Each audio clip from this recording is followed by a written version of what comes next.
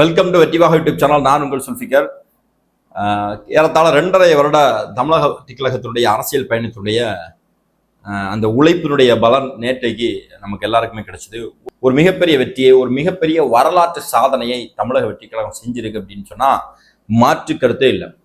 ஒவ்வொரு 5 வருஷத்துக்கு ஒரு முறையும் தமிழகத்துல அரசியல்ல தேர்தல் நடக்கும். ஒவ்வொரு 5 வருஷத்துக்கு ஒரு முறையும் இந்த 2 கட்சிகளும் வேண்டாம், மூன்றாவதாக ஒரு மாற்று சக்தி வேணும்னு சொல்லி மக்கள் எதிர்பார்ப்பார்கள். அந்த எதிர்பார்ப்பை பூர்த்தி செய்யணும் அப்படிங்கிற அடிப்படையில் ஒவ்வொரு அரசியல் கட்சி வரும். 2006 நம்முடைய அண்ணன் விஜயகாந்த் அவர்கள் களம் கண்டார்கள். மக்கள் ஒரு 8-8% ஓட்டு கொடுத்தாங்க. 2011 பெருசா அப்படி நடைபெறல. 2016 மக்கள் நல கூட்டணின்னு சொல்லி ஒரு மாற்று சக்தி வந்துச்சு. அவர்களுக்கும் மக்கள் மிகப்பெரிய அளவில் ஆதரவு அளிக்கல. அதே மாதிரி சீமானம் முயற்சி பண்ணாரு, நடக்கல.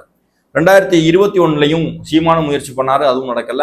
அண்ணன் கமலஹாசன் களத்துல நின்று அவரும் ஒரு மாற்று சக்தி அப்படின்னாரு. இந்த 2 கட்சிகளையும் விமர்சனம் செய்தா அவராலையும் வெற்றி பெற முடியல.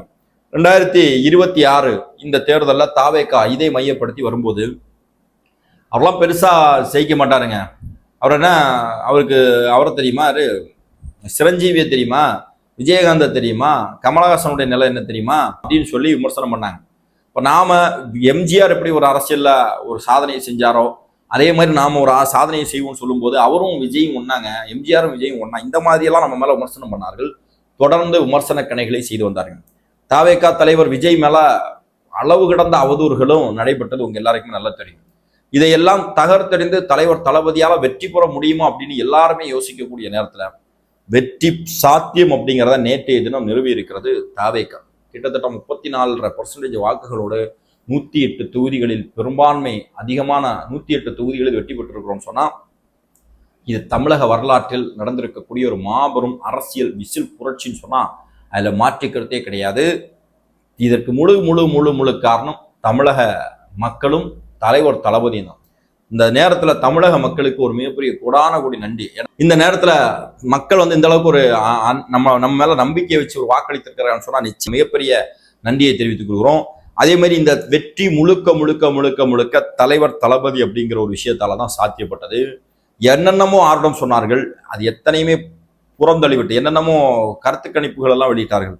அது அத்தனையுமே தவிடு பொடியாக்கி மக்கள் சக்திக்கு முன்னாடி வேற எவனுமே இல்லடா அப்படிங்கிறத தமிழக வெற்றி கழகம் நிறைவேற்றி இருக்கிறது.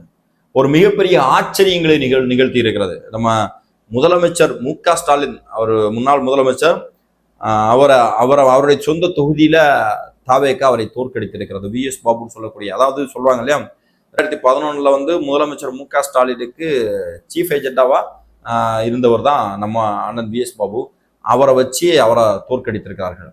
அதே மாதிரி பல அமைச்சர்கள், நம்ம பிடிஆர் பழனிவேல் தியாகராஜன் எல்லாம் தகர்த்தறிந்திருக்கிறார். நம்ம முஸ்தபா எதிர்பார்க்கவே இல்லை, உண்மையிலே நம்ம எதிர்பார்க்கவே இல்லை. அந்த அண்ணன் கூட ஒரு 2 வாரத்துக்கு முன்னாடி நான் ஃபோன் போட்டு பேசும்போதே சூழல் எப்படி இருக்குன்னு கேட்கும்போது, பாப்போம் இன்ஷா அல்லாஹ் நல்லா போயிட்டு இருக்கு, துவா செய்யுங்க அப்படின்னு சொல்லிட்டு வச்சாரு. இப்போ ஒரு மிகப்பெரிய வெற்றி, மிகப்பெரிய வெற்றின்னு சொன்னா அதெல்லாம் தாவேகா சாத்தியப்படுத்திருக்கு. இது என்ன சொல்லுதுன்னா, மக்கள் நினைச்சா யாரை வேணா தூக்கி மேல வைக்க முடியும், யாரை வேணா தூக்கி கீழே வைக்க முடியும். அரசியல்ல வெற்றி தோல்வி நிரந்தரம் கிடையாது, அதனால மாற்று கருத்தே கிடையாது. அரசியல்ல மக்களுக்கு நல்லது செய்யக்கூடியவர்களுக்கு வெற்றி நிச்சயமாக சாத்தியப்படும். ஆனா அதை நோக்கியான பயணம் இருக்கு தெரியுமா, அதை சிறப்பா ரொம்ப தெளிவா நம்ம செஞ்சிருந்தோம் சொன்னா பெரிய வெற்றி. பல தொகுதிகளில் ஒரு பிரச்சாரத்துக்கு போகல, பல தொகுதிகளில் பெரிய பொதுக்கூட்டம், மற்ற கட்சிகள்லாம் செஞ்சது மாதிரி பொதுக்கூட்டம் அந்த மாதிரிலாம் போடல. திமுக எல்லாம் பாத்தீங்கன்னா பல தொகுதிகளில் ஒரு நாள் முதலமைச்சர் வருவார், அடுத்து கனிமொழி வருவாங்க, அடுத்து உதயநிதி ஸ்டாலின் வருவாங்க, அடுத்து முக்கியமான பேச்சாளர்கள் வருவாங்க, அங்கே பொதுக்கூட்டம் நடத்துவாங்க. முக்கியமான அதே மாதிரி சினிமா ஆக்டர்ஸை ஒவ்வொரு இடத்துலையும் கொண்டு இது பண்ணுவாங்க. பல லட்சக்கணக்கான பணங்கள் கொடுத்த ஒவ்வொரு ஓட்டுக்கும் 6000, 5000, 2000, 3000 ஒவ்வொரு தொகுதியிலையும் கொடுத்து இப்படிதான் திமுகனாலும் சரி அதிமுகனாலும் சரி இப்படித்தான் இந்த தேர்தலை அணுகினார்கள். அது அத்தனையுமே தவிடு பொடியை ஆக்கிவிட்டு மக்கள் தமிழக வெற்றி கழகத்துடைய தலைவர் தளபதியை இன்றைக்கு ஒரு மிகப்பெரிய இடத்துல வச்சிருக்கிறாங்கன்னு சொன்னா அந்த மக்களுக்கு உண்மையிலேயே ஒரு மிகப்பெரிய நன்றி. எவ்வளவு அவதூறுகள், எவ்வளவு ஆருடங்கள். ஒரு பக்கத்துல பிஜேபி நம்மளை பின்னாடி இருக்குது, பிஜேபி கூட கூட்டணி, அப்படி இப்படி, அவருக்கு அது சரியில்லை, அவருடைய பர்சனல் லைஃபை அட்டாக் பண்ணதுல இருந்து எவ்வளவோ செஞ்சாங்க. கரூர் விஷயம் எல்லாமே செய்த பிறகும் அதையெல்லாம் தகர்த்தறிந்து விட்டு தலைவர் தளபதி வந்து வெற்றி கொடி நாட்டியிருக்கிறார். நிச்சயமாக ஒரு மிகப்பெரிய சந்தோஷமான சூழல் தான். இதில் நம்ம எதிர்பார்த்த சில தொகுதிகள் நமக்கு வெற்றி பெற முடியல அப்படிங்கிற மிகப்பெரிய வருத்தம் இருக்குது. நேற்று கூட குளச்சல் தொகுதி, அதே மாதிரி பத்மநாபபுரம் தொகுதி, கிள்ளியூர் தொகுதி, இதெல்லாம் ரொம்ப எதிர்பார்த்தோம். நம்ம எல்லாருமே சாதாரண வீட்டு பிள்ளைங்கள் போட்டி போடுறாங்க. இங்கெல்லாம் வந்து மதத்தினுடைய பேர்ல தான் நம்ம வீழ்த்தப்பட்டிருக்கோம். அதை மாற்று கருத்தே கிடையாது. பிஜேபி வந்துடும், பிஜேபிக்கு சப்போர்ட்டா போயிடுவாங்க இப்படிங்கிற மாதிரி சில விஷயங்களை வந்து பிரச்சாரத்தை முன்னெடுத்ததனுடைய விளைவு இங்க நமக்கான வெற்றி சாத்தியப்படவில்லை. ஆனாலும் நிச்சயமா சொல்றோம், ஒவ்வொரு தொகுதியும் தாவேக்காரன் வெற்றி பெற்றது மாதிரி அத்தனை தொகுதிகளிலையும் இருக்கக்கூடிய மக்களுடைய நம்பிக்கையை நம்ம பறைசாற்றுவோம். நிச்சயமாக தலைவர் தளபதி வந்து இந்த மக்களுக்கு கொடுத்திருக்கக்கூடிய வாக்குறுதியை வந்து நிறைவேற்றுவார். அடுத்த 5 வருஷம் சிறப்பான ஒரு ஆட்சி தமிழ்நாட்டில் அமையும் அப்படிங்கிறதுல மாற்றுக்கிறதுல ஒரு மாற்றத்துக்கான ஆட்சியை நம்ம முன்னெடுக்கிறோம். ஒரு மிகப்பெரிய ரெஸ்பான்சிபிலிட்டி நமக்கு வந்திருக்கிறது. இதனால் வரையிலும் டிவிக்குங்கிற ஒரு கட்சி இன்னைய நாளிலிருந்து அடுத்த தலைவர் பொறுப்பேற்றிலிருந்து தாவேக்க அரசாக மாறும். அப்போ நிச்சயமாக நமக்கு எல்லாருமே பொதுமக்கள் தான், எல்லாருடைய தேவைகளும் பூர்த்தி செய்யப்படும், அவர்களுடைய நோக்கங்கள் நிச்சயமாக நிறைவேறும். எந்த பிரச்சனைனாலும் நம்ம அதை தீர்த்து வைப்பதற்கான முயற்சியை வந்து நம்முடைய சட்டமன்ற உறுப்பினர்களோடு இணைந்து, தலைவர் தளபதியோடு இணைந்து ஒவ்வொரு கட்சி தொண்டர்களும் நம்ம முன்னெடுக்கணும். ஏன்னா ஒரு மிகப்பெரிய சாம்ராஜ்யத்தை நம்ம சரித்திருக்கிறோம். நம்ம மேல ஒரு கடுமையான கோபம் அவங்களுக்கு இருக்கும். அடுத்த 5 வருஷம் நீ எப்படா நிம்மதியாக ஆட்சி செஞ்சிடறா பார்க்கலாம் அப்படின்னு சொல்லிட்டு நம்மை எதிர்க்கக்கூடிய வேலைகள் எல்லாம் செய்வாங்க. அது அத்தனையுமே நம்ம தகர்த்தெறியணும். இனிதான் அரசியல்ல ஒரு முழுமையான ஒரு போரை வந்து நம்ம சந்திக்க இருக்கிறோம். அன்பார்ந்தவர்களே, நம்ம அதை நிச்சயமாக பார்ப்போம். இன்னைக்கு மு.க. ஸ்டாலின் வந்து ஒரு விமர்சனம் செஞ்சிருக்கிறார். மு.க. ஸ்டாலின் அவர்கள் வந்து ஒரு அறிக்கை வெளியிட்டிருக்கிறார். அதில் வந்து அவர் ஒரு விஷயத்த சொல்லியிருக்காருன்னா, நாமளும் நம்மளை வெற்றி பெற்றவர்களும் பெற்றிருக்கக்கூடிய வாக்கு சதவீதம் ஒரு 17 லட்சம் வாக்கு சதவீதம் தான்.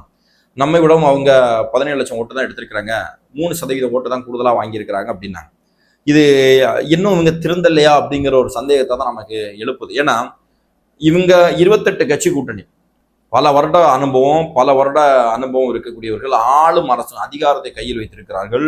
28 கட்சி கூட்டணி, பெரிய பண பலம், பெரிய படைபலத்தோடு இங்க நிற்கிறாங்க. இந்த பக்கம் அதிமுகவும் அதே மாதிரிதான், பெரிய பணபலம், பெரிய படைபலம், கூட்டணி இப்படின்னு சொல்லி நிற்கக்கூடிய இடத்துல தாவேக்கான்னு சொல்லக்கூடிய ஒரு கட்சி, ஒரு தனி கட்சி, புது கட்சி, 2.5 வருஷம் ஆன கட்சி, பெரிய அளவுக்கு அனுபவம் இல்லாத ஒரு கட்சி, பெரிய கூட்டணியே இல்லாமல் இருக்கிறோம். மேக்சிமம் இந்த களத்தில் நிற்கக்கூடியவர்கள்லாம் புதிய தலைமுறை வந்து அரசியல்வாதிகள். இவங்க பேக்ரவுண்ட் எல்லாம் பார்த்தீங்கன்னா பெரிய அரசியல் செல்வாக்கெல்லாம் இருக்காது. அப்படி இருக்கக்கூடிய இடத்துல வந்து நின்று நாம 17 லட்சம் ஓட்டு அவங்களுடைய கூடுதலாக வாங்கியிருக்கிறோம். அதை கூட அவர்களால் ஏற்றுக்கொள்ளக்கூடிய மனம் இன்னும் வரல. பார்த்தீங்களா, அங்கதான் திமுக இருக்குது. இவர்களை வென்று காட்டி விட்டு நம்ம எந்த அளவுக்கு சைலண்டா பெரிய அளவில் அவங்கள நோகடிக்காம, நம்முடைய கொண்டாட்டங்களை பெரிய அளவில் செய்யாம. ஏன்னா இன்னைக்கு காலைல ஒரு நபர் எனக்கு ஃபோன் போட்டிருந்தார், நமக்கு ரொம்ப வேண்டப்பட்ட ஒரு இன்னைக்கு ஒரு அரசியல் ஆசான்னே சொல்லலாம். அவர் என்ன சொன்னார்னா, என்னப்பா மக்கள் பெரிய கொண்டாட்டமா இதை கொண்டு வரலையே அப்படின்ட்டு. மக்கள் கொண்டாட தான் செய்யறாங்க, நீங்க பார்க்கல. மக்கள் அவங்க வீடுகளில் தானா கொண்டாடுறாங்க. என் வீட்டுல இருந்து ஒரு 4 வீடு தள்ளி ஒரு தெரு இருக்கு, 4-5 வீடு தள்ளி ஒரு தெரு இருக்கு. அது வந்து டிவிக்கு வெற்றி அங்க கொண்டாடுறாங்க. அவங்க கட்சியில இருக்கிறது எனக்கு தெரியாது பெருசா. கட்சியிலன்னா அவங்க கட்சியில இல்ல, ஆனா தாவேக்காவுடைய ஆதரவாளராக இருக்கிறார்கள், விஜயனுடைய ஆதரவாளராக இருக்கிறாங்க, அவங்க கொண்டாடுறாங்க. அப்போ இப்படி ஒரு சூழல் இருக்கு. தமிழ்நாடு அப்படிதான் பாக்குது. தலைவர் தளபதி இந்த முறை வந்து தாவேக்கா ஜெயிச்சது காரணம் தாவேக்கா தொண்டர்களுடைய உழைப்பு ஒரு பக்கம்னா, பொதுமக்கள் அவர்களாக வந்து முன் வந்து தாவேக்கா ஜெயிக்கணும், தலைவர் ஜெயிக்கணும், ஒரு மாற்றம் வரணும் அப்படின்னு சொல்லி முயற்சி பண்ணியிருக்கிறார்கள். அதனுடைய விளைவு தான் தாவேக்காவுடைய வெற்றி.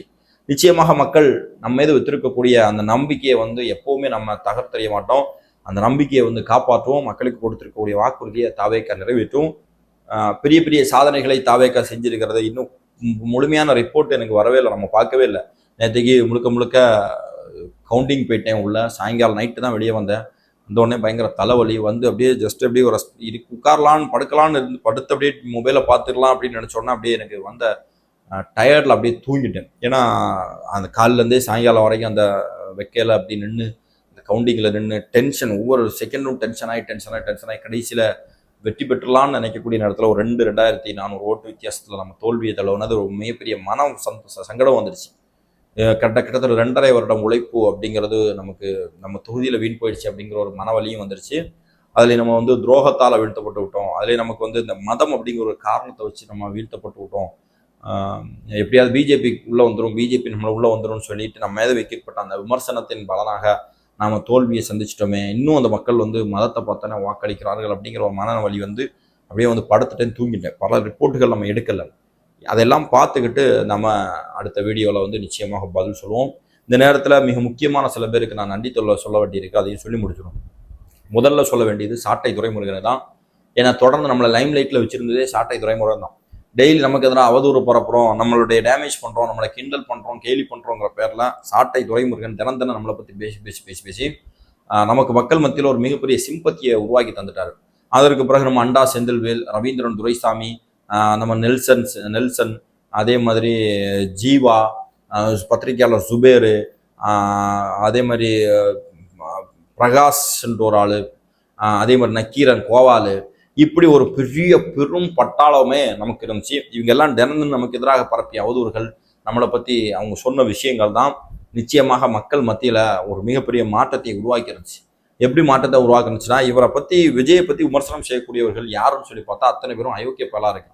அப்போ இந்த அயோக்கிய பெயர்கள் விமர்சனம் செய்கிறார்கள்னா நிச்சயமாக இவர் நல்லா தான் இருப்பார், நல்லது தான் செய்வார் அப்படிங்கிற ஒரு நம்பிக்கை நமக்கு வந்துச்சு, மக்களுக்கு வந்துருச்சு. இன்னொரு பக்கத்தில் என்னன்னா, ஒரு பையன் இருக்கிறான், அவனை வந்து ஒரு 10 நாய் சேர்ந்து கடிக்க போகுதுன்னு சொன்னால் பார்த்துட்டு இருக்கக்கூடியவங்க என்ன பண்ணுவாங்கன்னா, அந்த பையனை கல்லை எறிஞ்சு அந்த நாயை எறிஞ்சு பையனை காப்பாற்றுவாங்க. அதே மாதிரி தான் தளபதி விஜய்ன்னு சொல்லக்கூடிய நபர் அரசியல் களத்தில் வந்த உடனே அவரை ஆதரிக்க வேண்டியவர்கள் ஆதரிக்கல, அது ஒரு பக்கம். இன்னொரு பக்கத்தில் அவரை முழுக்க விமர்சனம் நெருக்கடின்னு சொல்லி சுற்றி நின்று மாறி ஒவ்வொருத்தரும் செய்யும்போது நிச்சயமாக அவரை நம்ம ஆதரிக்கணும்னு சொல்லி மக்கள் ஒரு முடிவெடுத்தார்கள். அந்த முடிவு தான் இந்த மிகப்பெரிய வெற்றிக்கு காரணம் அப்படிங்கிறதுல எந்த விதமான மாற்றுக்கருத்தும் இல்லை. இன்னொரு இடத்துல ஒரு மிகப்பெரிய நன்றியை நம்ம தெரிவிக்க வேண்டியது தலைவர் தளபதியோடு கூட இருந்து ஒர்க் பண்ண அண்ணன் புஷியானந்த் அவர்கள். ஒரு மிகப்பெரிய ஒரு வேலையை செஞ்சிருக்கிறாரு. அவருக்கும் அதே மாதிரி தேர்தல் வியூக வகுப்பாளர் அண்ணன் ஜானராக்கியசாமி அவர்களுக்கும், அதே மாதிரி நம்ம அண்ணன் ஆதவர்ஜுனா, சிடிஆர் நிர்மல்குமார், அதே மாதிரி நம்ம சகோதரர் ராஜ்மோகன், லயோலாமணி, சம்பத்குமார், இப்படின்னு சொல்லிட்டு நபர்களும் பல்வேறு மாவட்ட செயலாளர்களும் ரொம்ப கடினமாக உழைச்சி இந்த வெற்றியை ஈட்டி கொடுத்திருக்கிறார்கள் அப்படின்னா மாற்றுக்கிறதுல அத்தனை பேருக்கும் நன்றி. அத்தனை நமக்கு வாக்களித்த தமிழக மக்களுக்கும் வாக்களிக்காத மக்களுக்கும் இந்த நேரத்தில் நன்றியை தெரிவித்துக் கொள்கிறோம். இன்னொரு தலைப்புல இன்னொரு வீடியோவில் நிச்சயமாக சந்திப்போம். இந்த வீடியோவை சப்ஸ்கிரைப் பண்ணி ஷேர் பண்ணி ஆதரவு தாருங்கள். நன்றி.